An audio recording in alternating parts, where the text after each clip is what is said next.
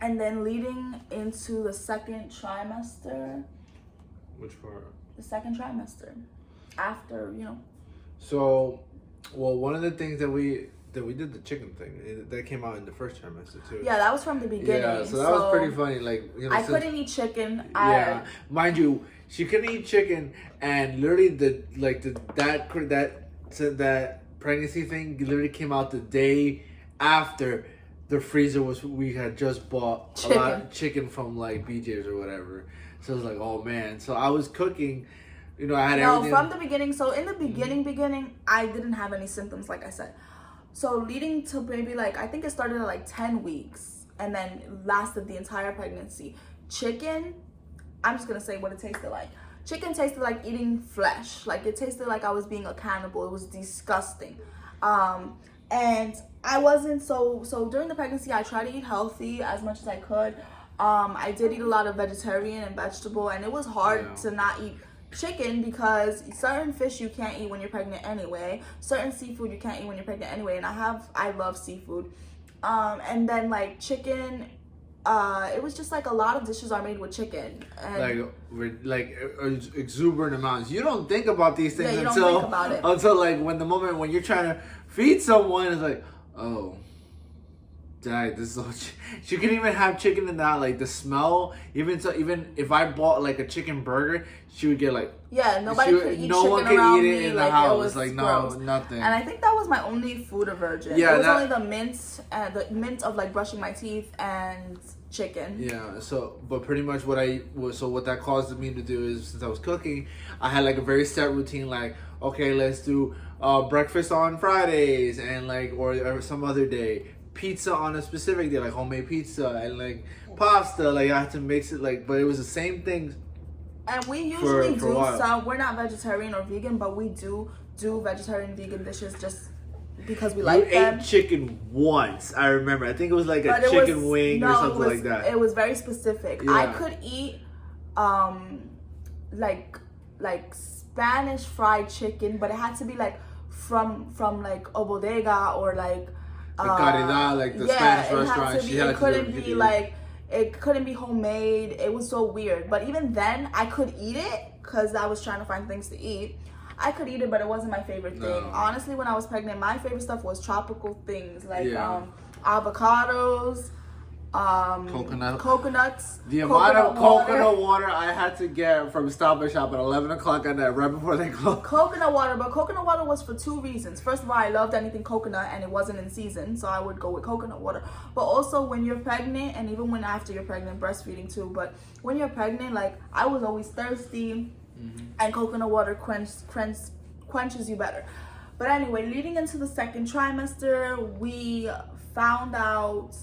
I'm gonna start with the negative and go to the positive of the second trimester, because let's start that way.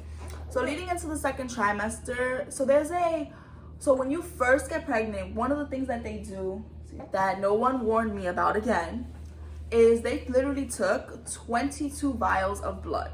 So I came back super tired, super hungry, like I needed to go to sleep after that and everything. So one of the reasons they do that, and this is only if it's your first pregnancy with the same person. So if you have another pregnancy later on in life with the same partner, they don't have to do this again. And that's because they're running genetic testing. And my doctor told me that it's 3,000 or over 3,000 different genetic markers for different genetic rarities and like different things that can come up with a child. And so our second trimester, we did that. We did it in the first trimester, but they came back very slowly because there was so many tests. And so your second trimester, you also get like a different ultrasound to check for Down syndrome and other genetic things that they can check for an ultrasound, and that came out clear. But then during our second trimester, we did find out, and apparently this is pretty normal for somebody to test positive as a marker or as a carrier. That doesn't necessarily mean the child will have whatever the genetic disorder is. But I tested as a carrier for two things, and the way the doctor explained it to us was, once the mother tests positive for those two things, the only way that the child will have it is if the father, by chance, the person you've been with out of the billion people on the planet, also has those markers. But normally the chances of that happening is super low. And so they test the father to make sure. And so Sam had to go through a blood test as well. And so for a couple of weeks, we weren't sure. And even though they said the chances were low, it was just nerve-wracking to find out that it was even possible. Because these two things were, one was deadly and one was something where if the baby has it, they won't survive. And the other one was just something that was a very poor quality of life and not something that, it wasn't something like very treatable. It was something where honestly you would have a very painful life. So it was just nerve-wracking to find out that that could happen. And then the test that it takes for the male to get tested, anytime that genetic comes up that way, it takes a long time. Like, it took weeks to schedule the test, weeks for him to get the test, and it was just like a whole month of not knowing. So that was another anxiety-inducing situation that I guess just happens. I guess the doctor explained that most people will test positive as a carrier for something and have to figure that out. Luckily, Sam didn't test as a carrier. So the way they explained it to me was that because Anna's a girl, they didn't know she was a girl back then, but after they explained it to me that because she's a girl, she most likely will be a carrier as well. But unless she has a child with someone who's also a carrier, and these things were super rare, her children will just either be carriers or not have it. And so the likelihood is really low. But just anybody who gets pregnant, like, you go through genetic testing and it could be very scary. We have another friend that went through a similar situation. Their child ended up being fine. Same thing happened. They didn't end up having the genetic disorder, but it's just nerve-wracking because it takes forever. Genetic testing takes forever. And especially when the father has to go do the blood test, for some reason, it just takes longer. Like, it was a long process to even get the answer to something that was super important. Yeah, the doctor came in like on a Saturday, like at 7 a.m. Like we didn't even go. I didn't even go to like an office. Like they said, I think that was because of the pandemic. Maybe, yeah. But he came in like on a Saturday morning, like at 7 o'clock in the morning, and then he had to draw blood. It's like, okay, you get your results in like, a week. I'm like, a week? I'm like, really? No, it was longer than that. It was like 2-3 weeks. I'm saying it was a long time. So I felt like then it was like a week. So for me, it was probably shorter. But yeah, it was longer. It was a while. And then we found out that everything was okay. So that was the little scare that we had in the second trimester. That was pretty stressful. But like I said, most people will test for a carrier of something because that's just how genetics work. And so that's one of those things where you just have to have faith. And luckily, we were blessed that it worked out for us. Yes, and like when you had to like listen and like wait for those results, it was like you don't think about the fact like, oh, like the likelihood of me even coming out positive with anything is like very small. Oh, that's not gonna happen to me. It's like this willful ignorance. It's like, but then you realize like, when they draw blood, we're all a carrier of something, and you don't even know. Like, oh, is this real? Like, oh, man, what are the things that like I've been sheltering myself from my entire life, or what is it? Like, oh. Well, you don't know what you're a carrier. I'm sure we're all carriers of probably thousands of things. You don't know that, and pregnancy is probably the first time where you're getting any genetic testing. But luckily, like I said, because I was only the carrier and Sam wasn't, it's not going to affect her, and she was born healthy. But then our second trimester, we were also able to find out the sex of the baby. But the story of how we found out her sex is a little funny, accident, and it kind of goes with the genetic testing. So originally, when me and Sam got pregnant, and it was COVID, and one of the only ultrasounds that the partners are allowed in is the ultrasound when you find out the sex. Because that's a very long ultrasound. It goes with, you find out other things too. It's like a whole scan. It's like an hour. They check the brain, they check the spine, they check like the lungs, they check like everything that is developing correctly, and then they tell you the gender if you want to know it. And so we had a gender reveal, but it was very small, very intimate. And we decided, while many people probably, I've seen like gender reveals where the parents don't know too, and somebody just surprises them, and then the parents are super surprised, and that's beautiful. We wanted something intimate. We didn't get the typical pregnancy journey and then like finding out we were pregnant. I didn't get to like surprise him the way that I always envisioned because I was so like shocked and things like that. So we had decided that we were gonna find out intimately, in the doctor's office together, and then do the gender reveal for our family. And when I had went to my initial appointments, they told me, I had asked about the blood test that you get for gender, and they told me, oh no, we don't run that unless you request it, and I didn't really request it. And I don't know if it was like a mix-up or if it was like the doctor was I'm not sure exactly how that happened, but in all my blood tests, so like nowadays all the hospitals have like my chart, so that's what I was on. And then looking at those genetic tests and trying to track everything that was going on, I was looking through my whole chart, and then I saw a test and it said something like I forgot what the name. I know what you're talking about.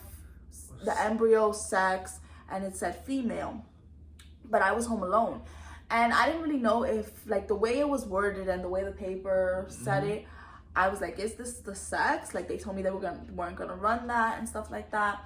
And I don't really care that we found out the sex beforehand, because we weren't going to like get surprised at birth. Like, there's way too many surprises in life. I don't know, I just like to be prepared for things. And we were trying to prepare like the clothes and the nursery, and if we were having a girl or if we were having a boy, we had a specific theme for a boy and a specific theme for a girl, and so we wanted to know the sex. And that was something, when we were going through our adoption process, we weren't sure if we were going to get to know the sex of the baby beforehand, and that was like, so we had to do everything like so neutral and then kind of put in our theme. And now that we were pregnant, like, we were very excited to just do our theme the way we wanted, and we just wanted to know. We didn't want to be surprised at the birth. And so I wasn't so mad that we found out, but I wanted that moment. And then when I read that, I said, oh, I think this is the sex of the baby. So then I decided, but I think everything happens for a reason too, because I didn't get to tell you that I was pregnant the way I wanted to. I was so shaken and so scared that I wanted to like do the cute surprising the husband, and I didn't get to do that. And so now with the gender, I knew this thing that he didn't know I knew. And so I kind of got a second chance to do that, because I didn't get to surprise him with the pregnancy, but I surprised him with a little gift and a little card and stuff like that to surprise him for the gender. And then you got home. Yeah, I remember.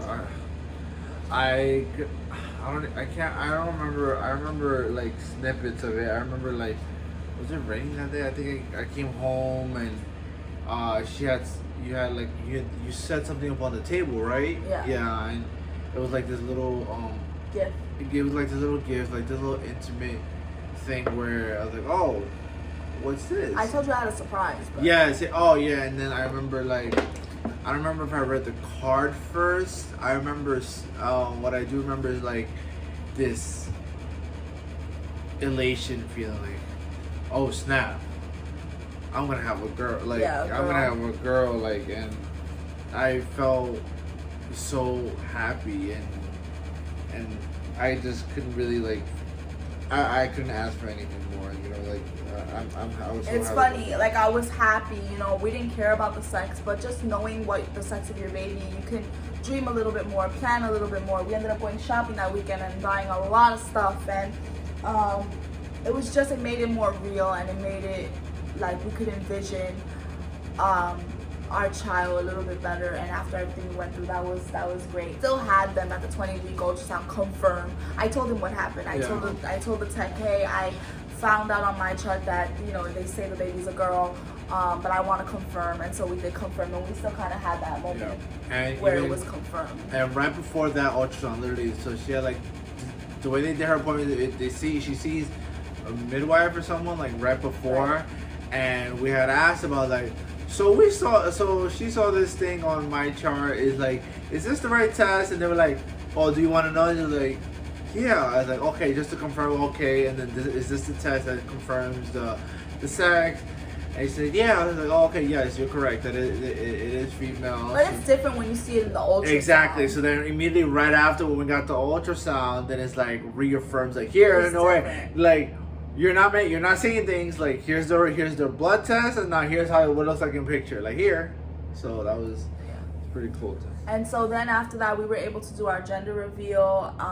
Like I said, we kept it very small, very intimate, for two reasons. One, it was still COVID and we were going through a surge, and two, I really like small, intimate like get-togethers. I don't really like big stuff, especially when it comes to something like that. Like after everything we've been through, finding out she falling asleep. Finding out the sex of our baby. It was just a very intimate, fun night. I loved it so much, and we were able to do that and tell our families we were having a girl. And it was funny because during the pandemic, like the beginning of the pandemic, like 2020, so this was 2021 already, 2020, a lot of my cousins got pregnant, had kids, and it was all boys. So then it kind of turned the tide because now Anna was the first girl, and now it's turning, like everybody who's pregnant now is all girls. So they're gonna have their little group, like the little boy group, she's gonna have her little girl group, and all the cousins are gonna grow up together. And that's really cute because that's kind of how we grew up. Like, well, I grew up with a lot of cousins. My family's way bigger than Sam, but now we're just all one big family. So, you know, that was really, really nice to find out and to be able to prepare better and just be able to envision our daughter more and to know that the baby was healthy. After you find out the gender, that also comes with a 20-week scan where they do like really in-depth of the brain, the skull, the lungs, the liver, the eyes, the spine. And so that ultrasound really like helped you, because I've seen people get it and they find out really bad things sometimes. That's where you could find out that something's wrong, but also that's where you really see like that your baby is healthy if nothing's wrong, because they go so in depth that, you know, you see that generally the baby is healthy and bigger at that point. Like it was a real, like a baby in your belly and moving around. And that was a really good ultrasound because that's the longest one, so you're able to see your baby for like a whole hour, and it was just really nice. And you got to actually go to that one a little bit longer. Like the doctor let you in a little bit longer. So, and that was like one of the best things, like because of COVID, like they were very limiting, you know, and who can come and for how long. So so they said you could only go for like the last 15 minutes or the last 20 minutes. So I couldn't even be there from the jump. So like when she would call me like to come downstairs, I had to I savored those 15-20 minutes because I didn't get to see the ultrasound from the beginning. So it's like, how much time will I really get? And then, you know, how you never know if like maybe the staff wants to rush you out because they have some more people to go through. But like I made sure to like savor every moment because it was like, it's once in a life for me. Like you'll never get that hit back for your first kid ever again. Like, yeah, I mean, I feel that too. And I mean, sometimes I felt like it was a little unnecessary because I'm like, well, he could come in for the last 15 minutes. What's the difference if he's here for the whole time? But also with certain things, I just want to say, like, we didn't get, certain things wasn't typical pregnancy. Like, we didn't do a baby shower because we planned to do a small baby shower. And then that's when a surge happened in New York. And I just canceled it, honestly. You know, safety was first. And at that time, like, we found out we were pregnant. We went through the pregnancy. And the most important thing was having a healthy baby, protecting our baby. And that we were even pregnant and cherishing in that like preciousness. And so I didn't even really care that we didn't have a baby shower. I was thankful that we got to celebrate with the gender reveal. I was thankful that our baby was healthy. I was thankful that we got the little celebrations like throughout that we got. And so because we didn't get the typical baby shower, I really wasn't upset about it. People were like, oh, are you upset? And I'm like, no, my baby's healthy. I'm finally pregnant. I don't really care about a baby shower, you know? And then after the, towards the end of the second trimester, that's when they told me that, so my blood pressure had started to be sporadic. And I did things during the pregnancy. I was very active, and that helps because honestly, in a birthing class, they had said something along the lines of like, trying to give birth when you didn't work out or didn't prep your body is like trying to run a marathon and you didn't prepare, and that's literally what it is. So I was literally active, and I think that helped a lot, like keep my blood pressure good.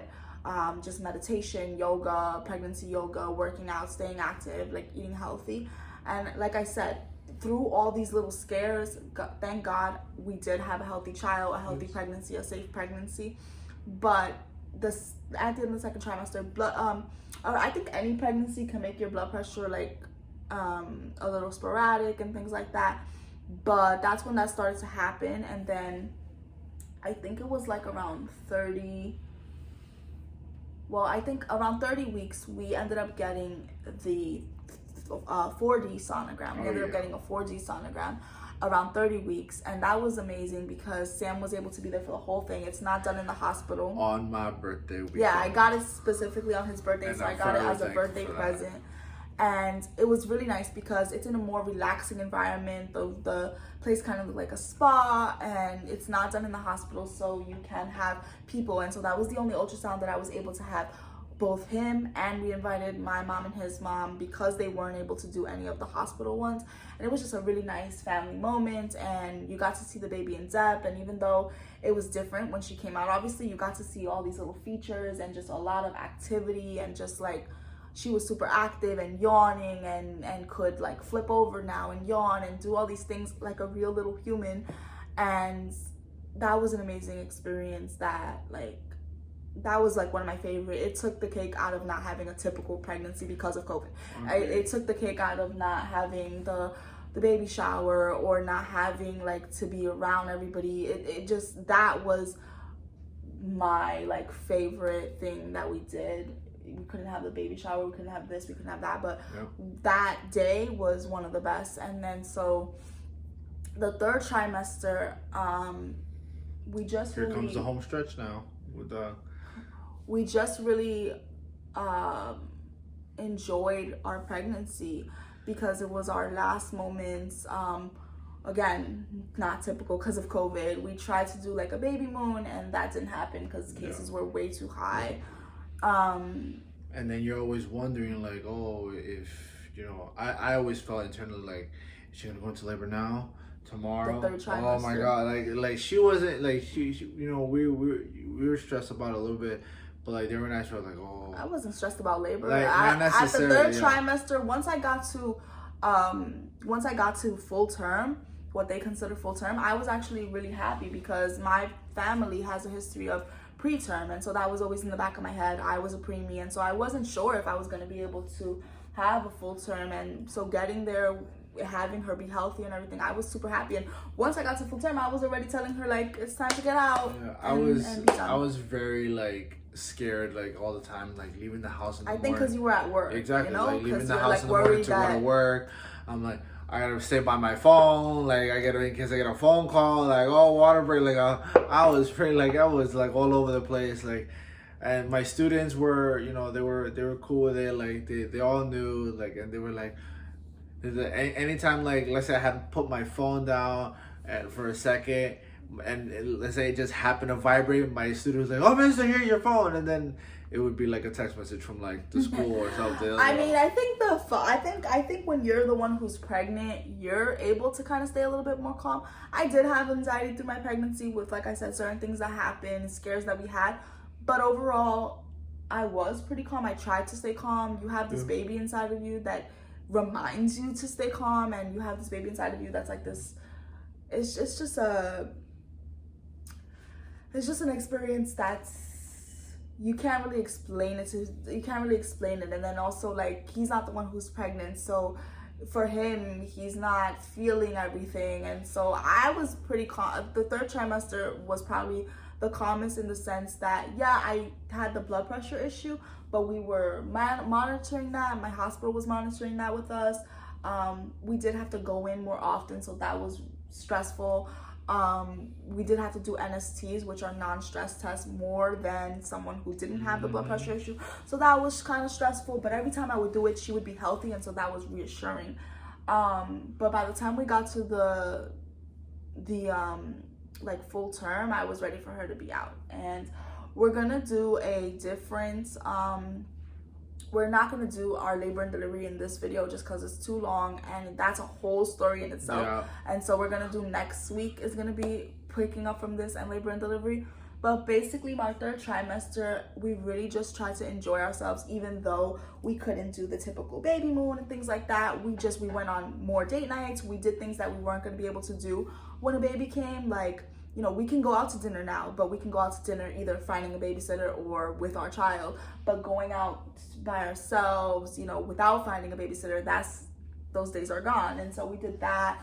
We tried to really just enjoy each other. And I would recommend that. Really take that time before you become parents to enjoy, and we just really enjoyed. We got a home Doppler. We were like listening to her heartbeat every day. Every day for like 2-3 times a day, like right before I went to work, or like 5 times Whenever before we bed. wanted. Like it was, because it's like you realize like that, oh, this is so real. Like I want to see. And really, the 3rd trimester, I think for me, was literally trying to induce labor. Like I started doing different things that they told me to do, and just enjoying those last moments. We did a photo, a maternity shoot. It was also my birthday. Like I said, I gave birth 3 days after my 31st birthday. And so my 31st birthday, I remember telling my mom, like, everybody was like, what do you want to do? You're pregnant. It's your last birthday without a baby. And I was like, I'm too pregnant. I'm 9 months pregnant. I don't want to do anything. I wanted crab legs because I was craving crab legs, and I wanted to relax, and that's exactly what I did. And it was just really good. Like we just enjoyed. And honestly, after the infertility and after struggling and thinking that I would never get to carry my own child, it was a beautiful, beautiful experience, in spite of the fact that there were some scares and some hard times. And I think every pregnancy you're gonna go through something. Every pregnancy, even healthy pregnancy, you're gonna go through something. There's gonna be some scare, there's gonna be some stressful stuff, there's gonna be something that the doctor tells you that scares you and probably works out, hopefully. There's gonna be something. And so, but we really focused on the positive. We really enjoyed our pregnancy. And yeah, then March 28th, well actually March 27th, 2022 is when I ended up in labor, but she wasn't born until the 28th. And that's a whole nother story that, like I said, we're gonna take you guys back. And so we started with our infertility journey. We wanted to sit down and kind of chronicle our pregnancies, the highs and lows. And next week we'll pick up on our labor and delivery, because that's a whole story. So yeah, we just really enjoyed our pregnancy after that. And then, like I said, went into labor, and we'll give you that story time next time. But I hope you guys enjoyed. Yeah, we hope you enjoyed this video. Like, share, drop a comment below. Tell us how this video made you feel. What did you think of just hearing our story, and having a little entertainment along the way. So and if you're someone who struggles with infertility and finds out you're miraculously pregnant, you probably sharing a lot of our feelings. I think it's a little bit different. I think that it's a little bit more nerve-wracking, but try to stay positive. It almost always works out in the end. So yeah, like this video and stay tuned, because next week we'll pick up with more.